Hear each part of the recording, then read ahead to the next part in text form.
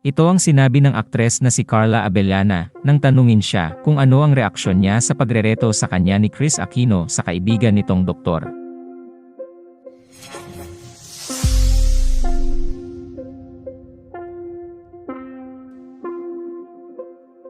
Matatanda ang pumirma ng exclusive contract sa GMA ang aktres noong January 29 kasama ang mga executives ng Kapuso Network.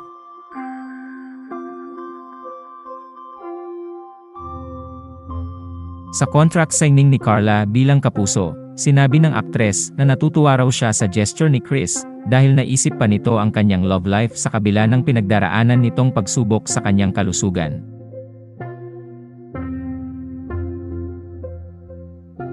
Anya, I find it amusing and at the same time nakaka-flatter kasi naiisip niya pa ako. May ganoong nirereto siya, may suggestion siyang ganon. Okay naman. Nakakatuwa.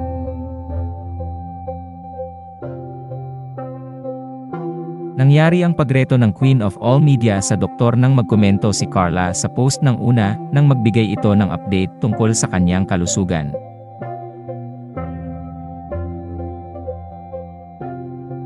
Sabi ni Kris, "If you're already in the process of getting annulled, we have a doctor friend based in Aussie who might be a great match."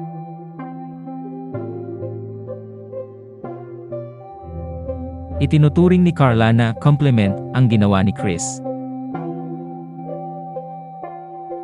Sinabi din ng aktres na parang magandang gesture raw coming from Kris na meron siyang naiisip para sa kanya.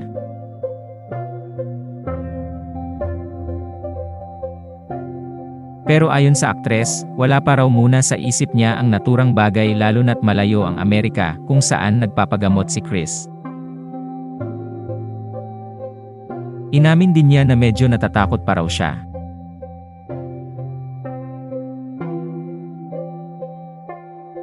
Anya, medyo mahirap iyon kasi all the way sa US. Medyo natatakot pa po ako. Not that I don't want to take her offer or not that I don't trust her, pero sa ngayon parang tatawanan ko na lang muna. Hindi ko muna i-explore yun.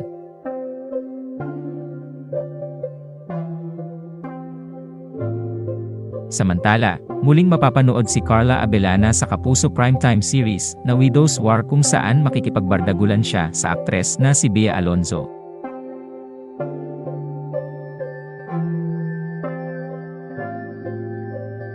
Salamat sa panonood.